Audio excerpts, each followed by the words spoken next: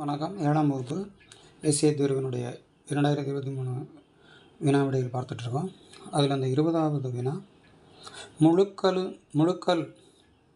முழுக்களான -10க்கும் +10க்கும் இடையே உள்ள எண்களின் சராசரி 0 ஆகும் என கேட்டிருக்காங்க. இந்த -10க்கும் +10க்கும் இடையில் அப்படின்னு சொல்கிறதுக்கும் -10லிருந்து +10 வரையிலான அப்படின்னு சொல்கிறதுக்கும் வித்தியாசம் இருக்குது.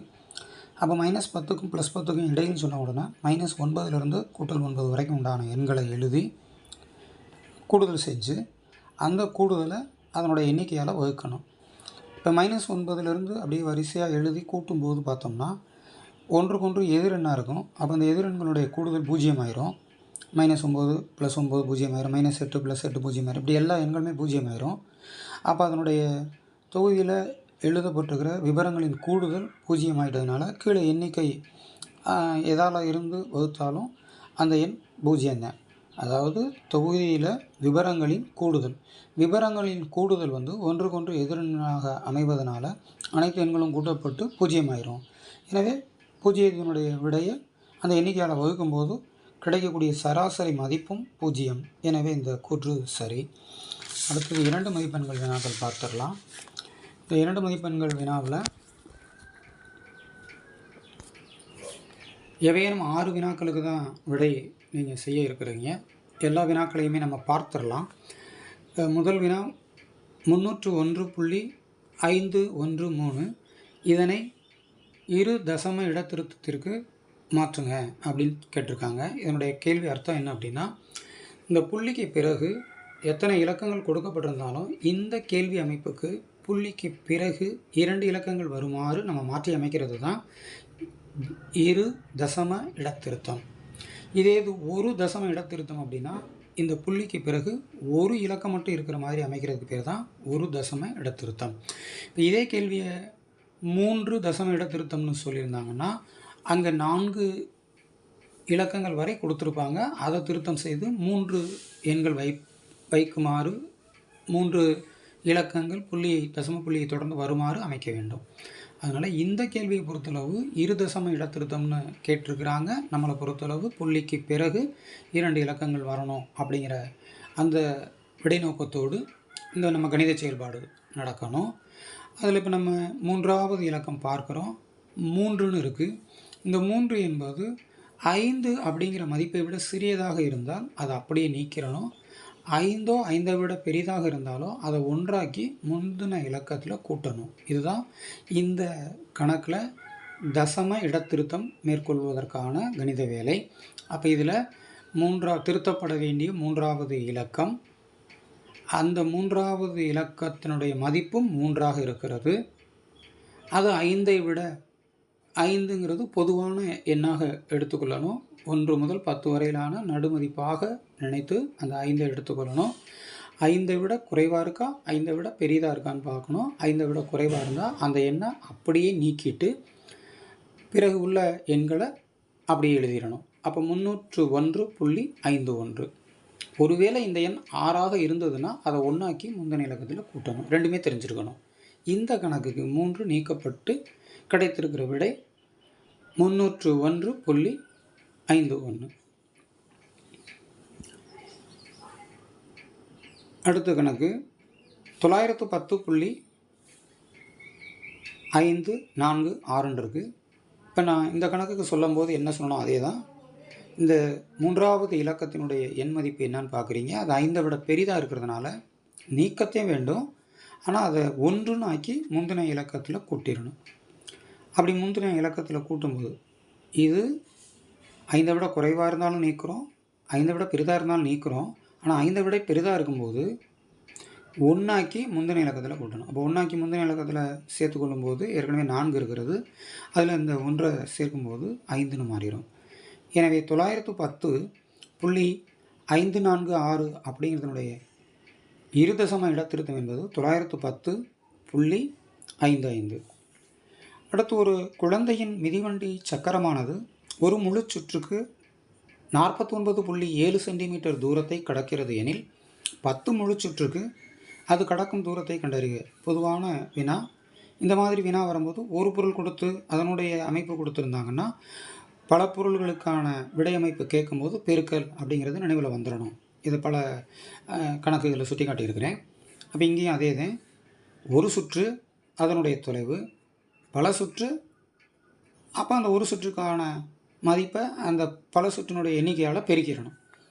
அப்போ ஒரு முழு சுற்றினுடைய சக்கரத்தின் ஒரு முழு சுற்றினுடைய கடந்த தூரம், அதாவது நீளம் 49.7 சென்டிமீட்டர்.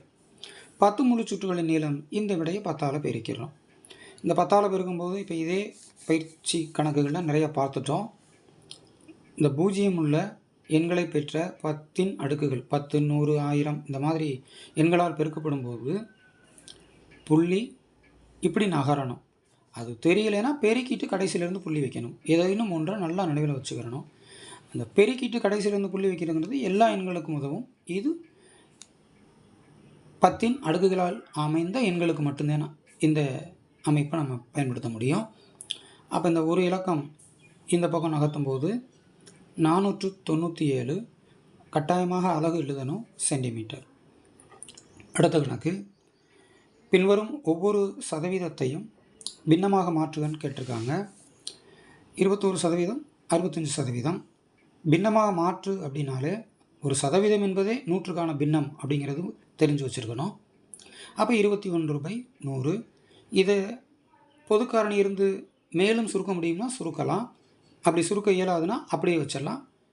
அதே மாதிரி இங்கே 65%, 65/100. இதில் பொதுக்காரணி இருக்கிறது தெரிகிறது. 5வது வாய்ப்பாடுனால் வகுக்கலாம், அதனால் வகுத்துடுறோம். 13 65, 20 100. எனவே இதனுடைய சுருக்கப்பட்ட பின்ன அமைப்பு, எளிய பின்ன அமைப்பு 13/20. அதன் பிறகு இந்த கணக்கு பார்க்குறீங்க. ஒரு மட்டைப்பந்து ஆட்டக்காரர், மட்டைப்பந்துனா கிரிக்கெட்டில் பேட்ஸ்மேன், 86% ஓட்டங்களை சேகரித்தால் அதை தசமமாக மாற்று, தசம எண் வடிவத்தில் சொல்லுங்கன்னு சொல்லியிருக்கிறாங்க. முதல்ல இந்த சதவீத அமைப்பை பின்ன அமைப்புக்கு கொண்டு வந்துடுவோம். அப்போ 86%ங்கிறது 86/100.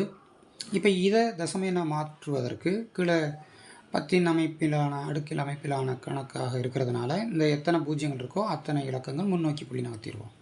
அப்போ 2 பூஜ்ஜியங்கள் இருக்குது. 2 இலக்கங்கள் முன்னோக்கி புள்ளி நகர்த்தும் போது புள்ளி 86ன்னு வரும். இந்த தசம புள்ளி குறித்த உடனே ஒரு முழு எண் பகுதி நம்ம உருவாக்கணும். அது இல்லை, அதனால் 0 இருந்தால் அந்த முழு எண் பகுதி இருக்கணும். அப்படி இல்லைன்னா முழு எண் பகுதி இருக்கணுங்கிறது கட்டாயம் இல்லை, அதை குறிப்பதற்காக 0. அப்போ 0.86 அப்படிங்கிறது தான் இதனுடைய தசம வடிவம். 86%, பின்ன அமைப்பு 86/100, தசம வடிவம் 0.86. மட்டைப்பந்து ஆட்டக்காரர் சேகரித்த 86 ஓட்டங்களின் தசம மதிப்பு 0.86. முற்றுரிமையை பயன்படுத்தி விரிவாக்கம் செய்க அப்படிங்கிறது இந்த கேள்வி. mn + 3p the whole square. இதை பார்த்த உடனே மேலே அடுக்கில் 2 இருக்கிறது, நடுவில் கூட்டல் இருக்கிறதுனா உடனடியாக நமக்கு மனதில் வர வேண்டிய, நினைவுபடுத்தி கொள்ள வேண்டிய முற்றுரிமை சூத்திரம் a + b the whole square. a + b the whole square அப்படிங்கும்போது a² + 2ab + b² அப்படிங்கிறது அதனுடைய விரிவாக்கம். அதை விரிவாக்கம் செய்தால் பிறகு மீண்டும் சுருக்கத்தை வேணும். அப்போ இந்த a², ஏயாக கருதுன mn அதனுடைய ஹோல் ஸ்கொயர், எண்ணுக்கு மட்டும் ஸ்கொயர் போட்டு எழுதக்கூடாது, அது தவறு. mn எழுதி ப்ராக்கெட் போட்டு மேலே ஹோல் ஸ்கொயர் எழுதணும். அதுக்கடுத்து ப்ளஸ் 2 பெருக்கல் mn பெருக்கல் 3p, அதாவது 2ab + b.